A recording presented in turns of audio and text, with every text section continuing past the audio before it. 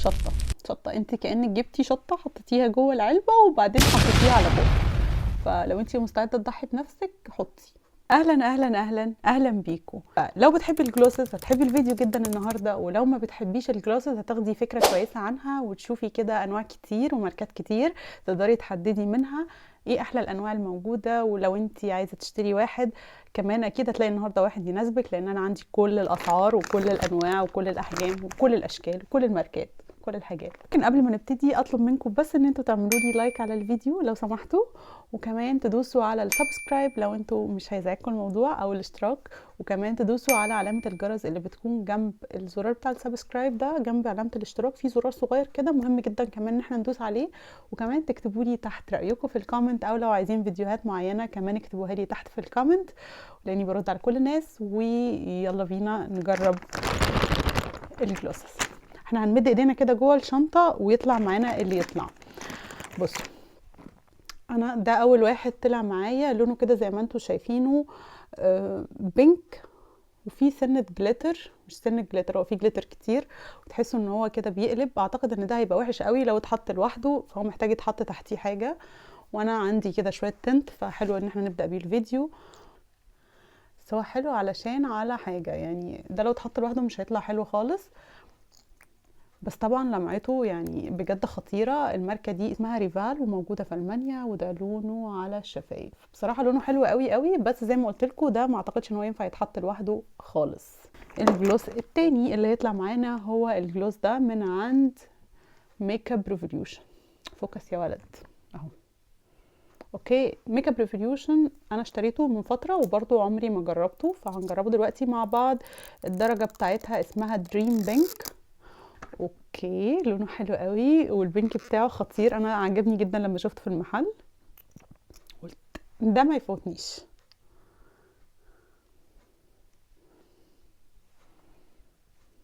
الله بصراحه حلو قوي خطير. بيلزق شويه، اللي فات ده ما كانش بيلزق بس ده بيلزق. بصوا بصراحه اللون ده طالع موضه جدا وعجبني جدا.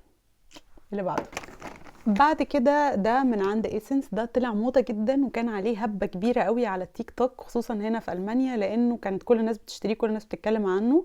وده من عند ايسنس واسمه ليب اويل، يعني هو جلوس وبيبقى فيه في نفس الوقت كميه زيت كده علشان تديكي ترطيب، فهو اكتر مرطب ولكن على شكل جلوس. بصوا شكله ساتسفاين جدا وانا بطلع الجلوس كده. بصوا بيبقى عامل شبه المربى. اوه لونه هنا كده على اورنج، بس هو مش مدي لون، ما فيهوش تلزيق خالص خالص، وفي نفس الوقت يعني ترطيب لحد اخر السنه الجايه. اوحش ليب جلوس في حياتي. الليب جلوس ده انا ما بستخدموش خالص، ده كان من عند بريمارك. لونه زي ما انتم شايفينه كده بشع، اللي هو لون بينك كده زي بتاع الاموات، فانا ما كنتش بحبه. ادي هو ده محتاج حد لونه ابيض جدا، لكن على حد اسمر بصراحه مش طالع حلو ابدا. وانا عرفت انا دلوقتي ما كنتش بحبه ليه، لانه مسمر الشفايف جدا. نيجي بقى للليب جلوس ده من عند مايبلين. انا طبعا بحب دول جدا وكنت جايبه ده من زمان وما فتحتوش، فحان الوقت ان انا افتحه. انا كنت جايباه اغراء بانه كان معاه ليب لاينر.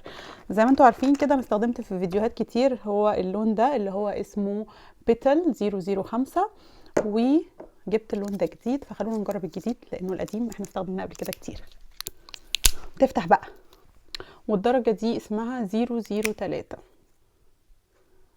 ده درجة كانت شفافة تقريبا كده، فيها هنت من اللون اللي هو بتاع فينتي بيوتي.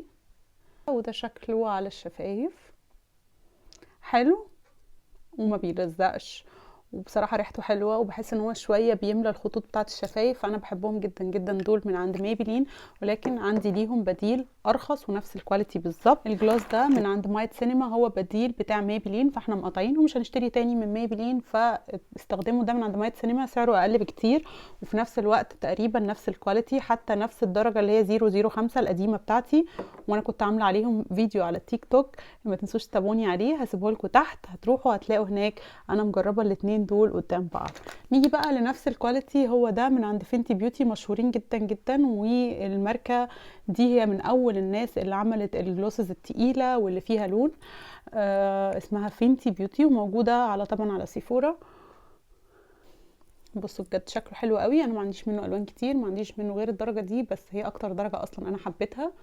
بصوا خطير. بعد كده الجلوسز المشهوره من عند كيكو، اللي هي بتيجي لون والناحيه التانية جلوس شفاف، وما تحطيهم يدوكي جلوس. دول حلاوتهم بقى في ثباتهم، لان انتي بتحطي اللون وعليه الجلوس، حتى لو الجلوس اتشال او راح فانتي بيفضل على شفايفك لون، ودي ادفانتج مهمه جدا جدا لما بنيجي نبقى عايزين نحط حاجه بلون. كل اللي فات ده انتي ممكن تحطي لون وتحطي عليه الجلوس بس، او دول الاتنين مع بعض كده في واحد، وبحبهم جدا طبعا. وده لون غامق وده لون اشهر لون عندهم، اللون الفاتح بتاعهم، والدرجه بتاعته اعتقد 103، وبرده 104 مشهور، وده 105. فالنهارده هنجرب الفاتح. المهم جدا في الجلاس ده علشان تاخدي منه ثبات كويس، ما تحطيش الاتنين خبط لزق في بعض، يعني احنا بنحط الاول اللي هو الدرجه المات دي وبنستنى عليها شويه، وبعدين نحط عليها الدرجه التانية علشان يعني تثبت معاكي شويه، لان انت لو حطيتي ده على ده انت ما اديتيش فرصه لده ينشف اصلا. فاحنا هنديله الاول كده فرصه انه ينشف. ما ينشفش الشفايف خالص، حتى لو حطيتيها لوحدها تحفه، اللي هي درجه 103 من عند كيكو. واحنا هنحط عليها النهارده الجلوس.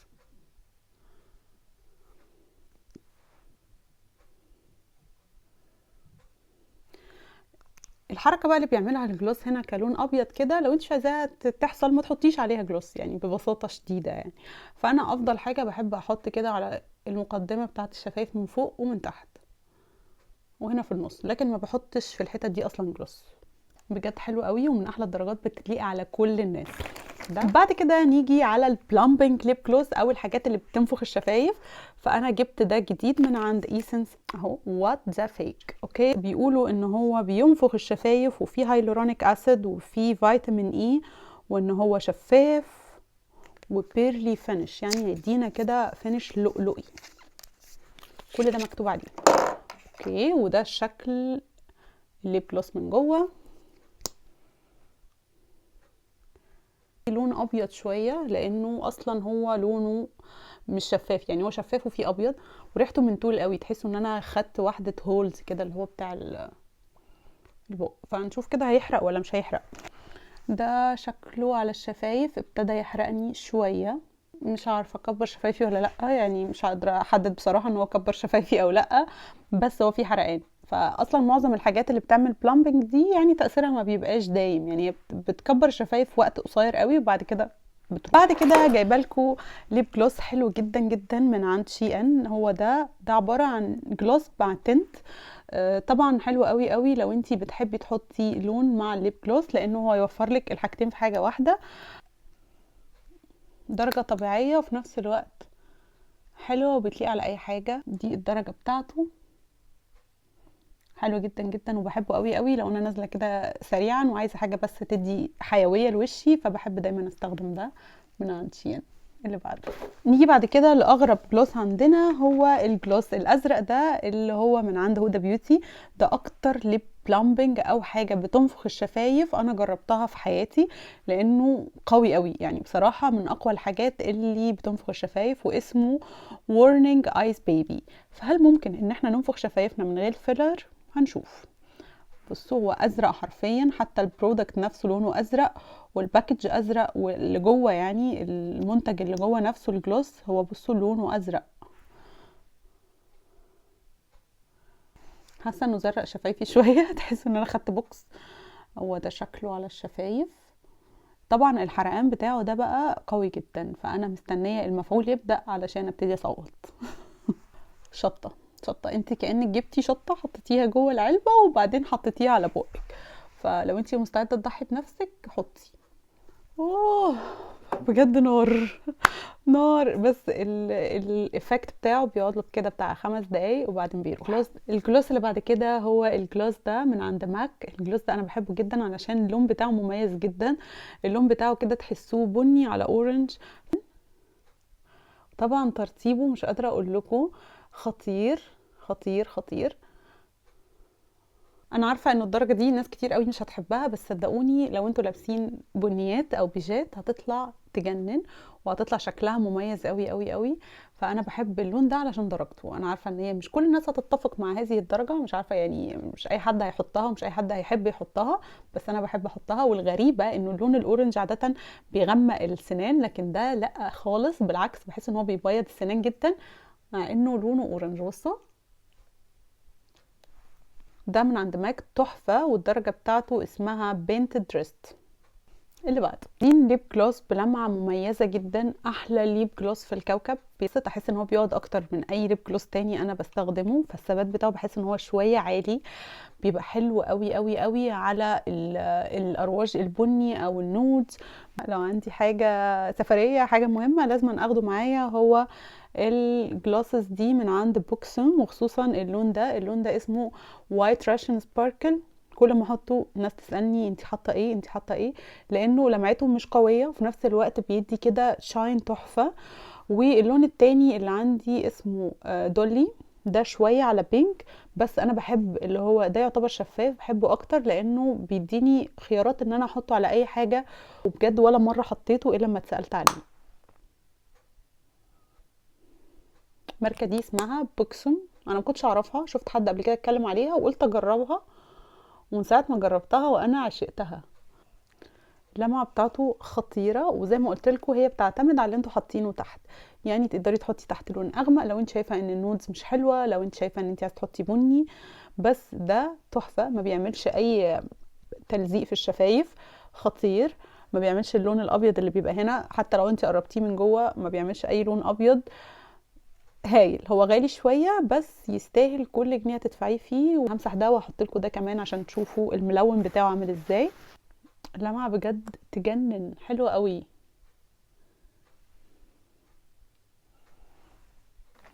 نيجي بعد كده للليب جلوس ده من عند كيكو. برضو انا بحب الليب جلوس ده قوي، اسمه 3 دي هايدرا ليب جلوس، وفي منه الوان كتير قوي قوي قوي. اللون ده رقم 19 وهو لون بيج، لانه الالوان اللي هي الفاتحه دي انا بحب اجيبها اكتر حاجه علشان هي بتليق على اي حاجه. يعني انت بتحطيها على احمر هتديكي احمر بيلمع، هتحطيها على بيج هتديكي بيج بيلمع. فالالوان الفاتحه دي جوكر، تقدري تعملي بيها اي حاجه. وزي ما انتم شايفينه كده على الشفايف في جنة. دول جلوسات لازم اجربها معاكم لان هم رخاص جدا. انا جبتهم من اكشن، كانت بتيجي ببالت كبيره كده او علبه كبيره فيها كل الالوان، وزي ما انتم شايفين في ازرق واخضر وكل الالوان. كان في بقى يعني الوان كتير بس انا وزعتها. بس اللمعه بتاعته يا جماعه جميله، والكواليتي بتاعه حلوه مع انه سعره رخيص جدا. ريحته لبان. ده الازرق وده الاخضر، هما الاتنين شفافين بس شكل الباكج حلوه وطفوليه جدا جدا. نيجي بعد كده للليب جلوس ده من عند كاتريس، هو نفس الفكره بتاعت ايسنس بالظبط، واسمه فيك ليبس. بيعمل بلامبنج للشفايف بس مش قوي قوي زي بتاع ايسنس. حسيت ان بتاع ايسنس قوته اكتر، اضعف شويه. نيجي بقى لاحلى ليب جلوس عندي في الكوكب، هو الليب جلوس ده. الليب جلوس ده من ماركه اسمها ريدال ريدال يونج. معرفش الماركه دي اصلا، مش عارفه اذا كانت لسه موجوده او لسه بتنزل ولا لا. بس الليب جلوس ده غريب يا جماعه حرفيا، لان انتوا بتحطوه وبيفضل ثابت ويفضل ليب جلوس ثابت. انا قلت لكم كل اللي فات ده مفيش حاجه فيهم بتثبت طول الوقت، لكن ده انا لو حطيته بالليل مثلا ونمت بصحى تاني يوم انا حاطه جلوس عادي. طبعا بيجي معاه لون، انا مش عارفه الماركه دي لسه موجوده ولا لا، بس لو هي موجوده يعني انصحكم تجيبوها، عندي من زمان قوي قوي قوي، ولما يخلص مش عارفه يعني هعرف الاقيه تاني ولا لا. بس حبيت احطه لكم في اخر الفيديو عشان اقول لكم انه في امل انه يبقى في ليب جلوس يكون ثابت. وانا باقي كده معايا كام واحد مش عارفه احطهم في الفيديو ولا لا، فيلا نحطهم بقى وخلاص. انا همسح ده باي حاجه دلوقتي بسرعه قبل ما ينشف ويفضل ثابت على شفايفي. والله العظيم اللون ثابت، بصوا اللمعه راحت بس اللون موجود. فالليب جلوس ده خطير. بعد كده دول اخر 3 ليب جلوس معانا، ما تمشوش من الفيديو ما تزهقوش. انا هحط لكم الاولاني ده تحس ان هو جلوس عامل زي الميه كده، يعني مفيش فيه لمعة على قد ما فيه لون، فهو اقرب للتنت من ان هو جلوس.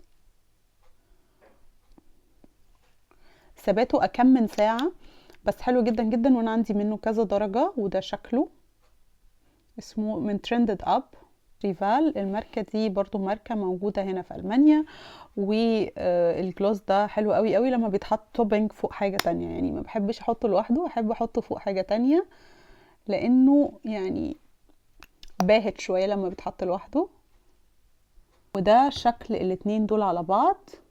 اخر واحد معايا ده من عند ايسنس، الاسم بتاعه ممسوح بس اسمه بلامبنج نود. برضو المفروض ان هو بيعمل بلامبنج للشفايف، تحس ان هو اتمسح مع اني ما استخدمتوش كتير. والدرجة بتاعته اسمها 05، وبرضو بيعمل بلامبنج افكت.